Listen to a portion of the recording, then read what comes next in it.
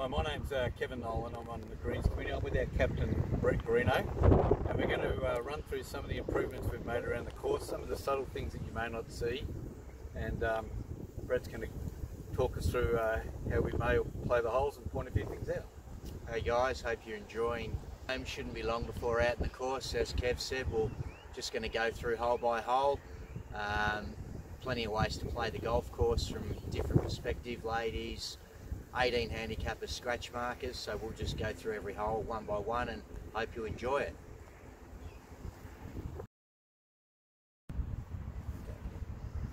Okay, so we're on the first tee here, and Brett's going to point out, we're right at the back markers, and Brett's going to point out what he would do, or the lower marker would do. We've also got our Vice Captain Adam Scott behind the camera. He's going to be pointing out a lot of the work that's been done around the course, and as the higher marker of the three of us, I'll be pointing out what it might be like for your more average golfer to play. So Brett, your strategy on the first. Alright, so 290 metre par 4, we'll do most of the holes from the plates, and on most holes I guess we're going to say the same thing. Each hole varies on the wind every day. So we'll just pretend that we've got a still day. So pretty soft start the first hole. Plenty of options from the tee. Driver, 3-wood. Some guys might even take an iron to keep it in play. I'd probably prefer the driver option on the first. The only problem is if you don't want to hit it right with the cluster of trees down the right hand side of the green, will block you out for the second shot, and you're hitting into the green from probably the wrong side. So the best option is probably left of centre to open up the green, but in saying that, you don't want to hit it too far left with that little hazard down there, about 50-60 yards short of the green. Take out summer, there is probably water in there, so it's a bit of a penalty, but yeah, pretty opens up there. Pretty conservative start, driver and some sort of wedge or sand wedge into the green. So your higher marker, your shorter hitter, the main thing that we're going to be trying to do is steer clear of that bunker on the left. If you've got a shot or even two shots in this hole, I'd be aiming it at the right hand green side bunkers, taking your second shot back to the left or towards the front of the green, and chipping on and trusting your putting that you're going to make a 5, and we're going to start with a half or a 2-pointer or even a plus if we can get it near enough with our third shot. So we're about 90 metres out on the first hole. We're on the right hand side of the fairway, which isn't the ideal line, and now depending on where the pin's going to be, if the pin was at the front, I'd be just trying to sneak it right up into the front of the green or just short, whereas the pin's on the back and I know I've got enough to clear that bunker on the right without going through the back of the green, then that would be the option. If the players with the shots may not want to even hit it on the green, if you get 1 or 2 shots on this hole, having it short at the front is then going to make sure that you're either going to make 4 or 5 at the worst, even if you 3-putt. Now if we look over to where Brett is, he's hit his drive way down there on the left, and he's got a much easier and better angle to come in from. So the reward for his good drive, taking on the bunker on the left, is now he's rewarded with a much easier shot. Alright, so we're down the left of centre of the first here.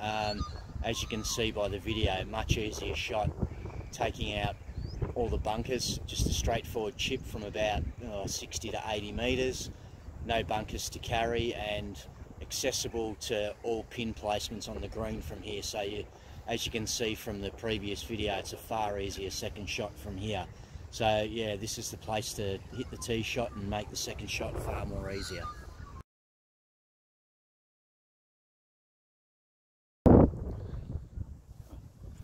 So we're looking back from the first green, back towards the first tee now, and Adam's just going to pan around and show you how we're trying to link up a couple of the greens in the tee area with the couch surrounds.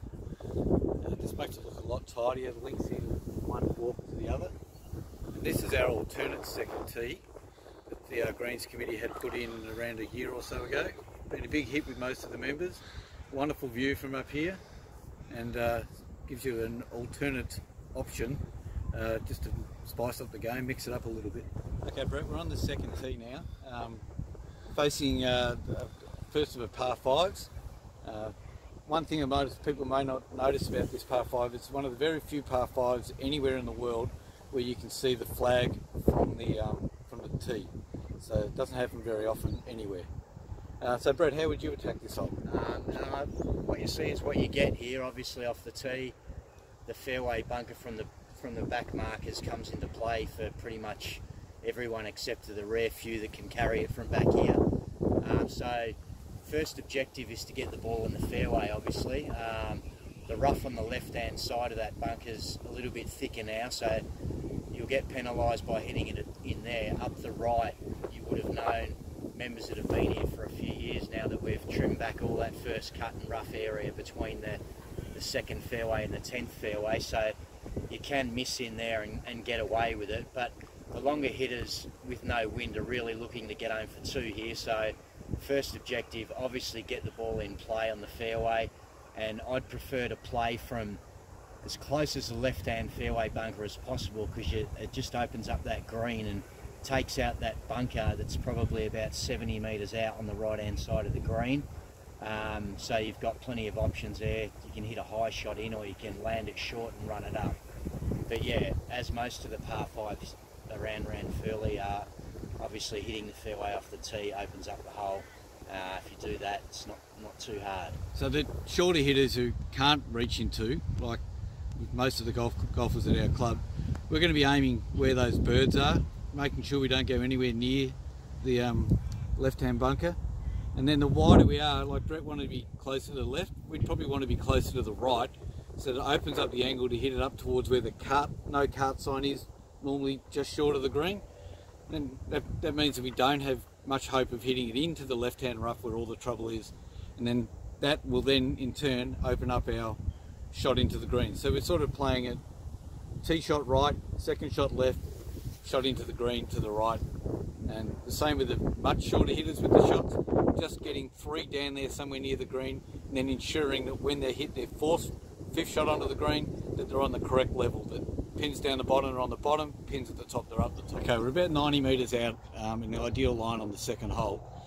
And if the pin's at the front of the green, you can always use that slope right behind the green, and don't be scared to hit the ball past the hole and have it roll back down. It'll most of the times funnel into where that pin position would be. If the pin's at the back and you can't see how deep it is because you can't see the base of the pin, what you can do is zap that tree in the background with your rangefinder, like most of us have rangefinders now. And I think from memory that tree is about 15 metres off the back of the green. So that will be able to, you'll be able to, with some simple maths, zap the pin, zap the tree, take off the 15 metres, and that'll tell you how far from the back of the green it is, because you don't want to leave your third shot short and have it come back down onto the front of the green, because that's 3-putt territory, even for the best players in the club.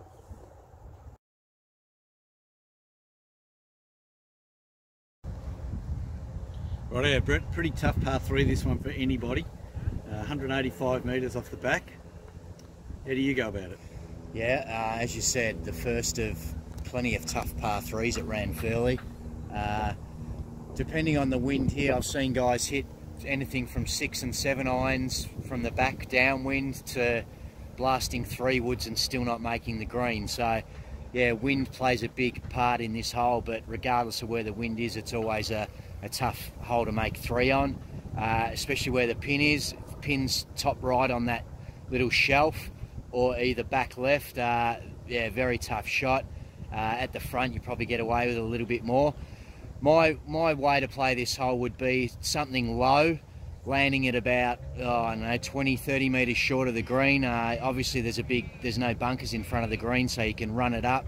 So that'd be the way to play it, especially in summer. Take a club less, hit a low one, and just run it up into the green, and the green contour sort of funnels into the centre of the green. So yeah, very tough hole. 3's always a good score here. Higher handicap, exactly what Brett has said. Just get something down the front of the green, trust your putting, and use the shot if you've got it here. This is one, if you walk off with a 2-pointer, you've done a good job. Well, we're on the ladies' third tee now, and funnily enough, really tough hole for the men, but a really great chance for the associates, ladies, and the gold tees to score well here. A great tee shot here sets up where iron or a rescue for your shorter hitters. You can hit it straight at the front of the green, and it will kick left and onto the green and towards most pin positions. ladies with a shot here, or even 2 shots, fantastic way to pick up a score by not being too aggressive. Keep it out of the hazards, and on the green you've really just got to trust your putting.